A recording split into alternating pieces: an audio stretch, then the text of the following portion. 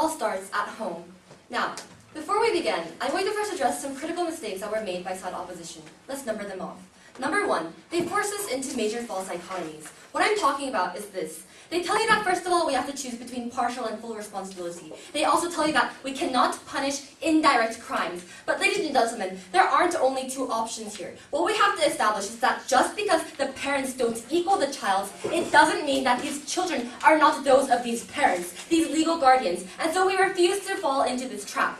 Number two, this straw man attack. They tell you that somehow we're going to punish every single parent, and that every single time these parents are always wrong because of these wrongdoings of their children. Again, in our policy, we explicitly stated that we're only going to punish them when we see through our legal system that they are at fault. Number three, their ultimate contradictions and confusions. Now, first of all, they tell you that they don't want to punish children and that rather they want to re-educate and reintegrate like we do.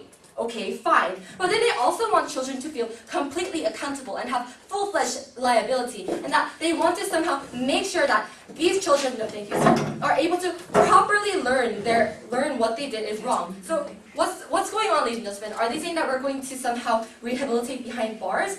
Obviously, no thank you, sir, the proposition has drawn a clear distinction between reincarceration and rehabilitation. And because of this, we believe that our policy still stands. Now, we are going to go into a couple of areas of contention, mainly four. First of all, does our policy serve justice? We say yes. Now, we have to understand that, first of all, this concept of responsibility. The opposition asks you, do parents actively know that these children are criminals? And they say, if they do know, then this is a crime of the parents. And we wholeheartedly agree. This is the basic tenet of our case, that yes, if they do know that these children committed a crime, then they are responsible for not having prevented, no thank you sir, what could have been prevented.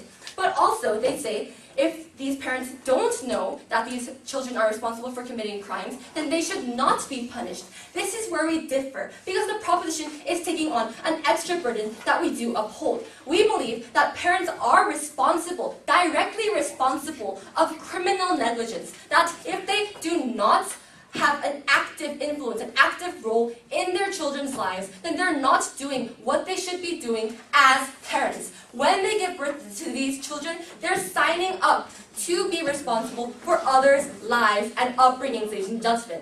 Now, we also have to understand that on this issue of these basic principles of criminal justice, on the opposition's first point, they told you that the basic principles of criminal justice are twofold. Number one, rehabilitation of people who commit crimes. Already, this is addressed fully in our policy. And two, keeping people safe. We're going to go into our second clash, which deals with whether our policy helps children, and show that indeed we are going to be keeping people safe and therefore upholding both tenets that the opposition has brought up.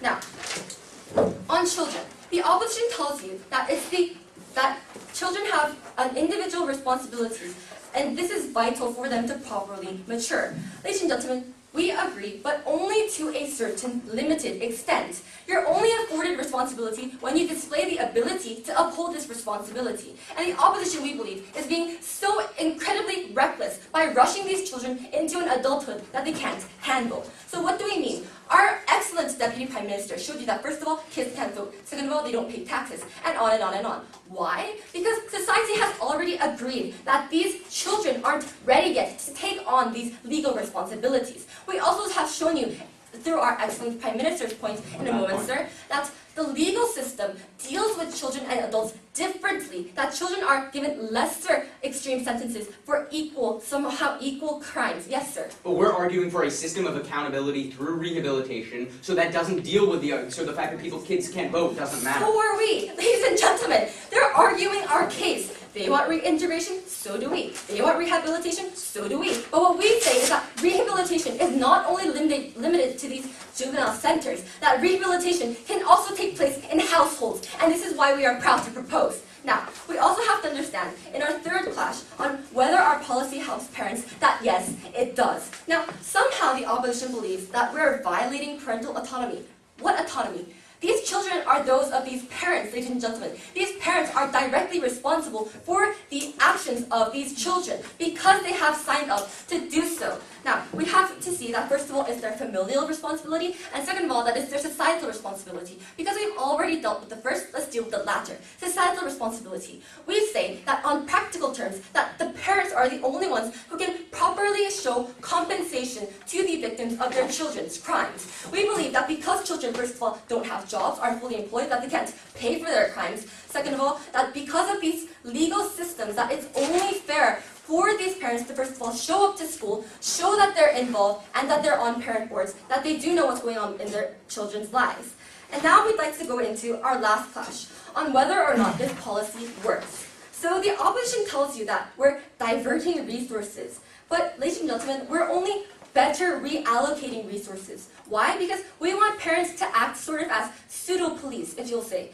What we mean is that we believe that healing society starts with rebuilding the household. That's our team line, that it starts at home. And what we believe is that actually these parents need to make sure that they know what's going on and that they're teaching their children what's right versus what's wrong. This is going to lessen the workload of our police force, of our legal system, because we're going to see less cases, less violence, and less crimes, petty, if you may say, petty crimes like stealing or bullying, entering the court, because these will already have been dealt with and prevented at home.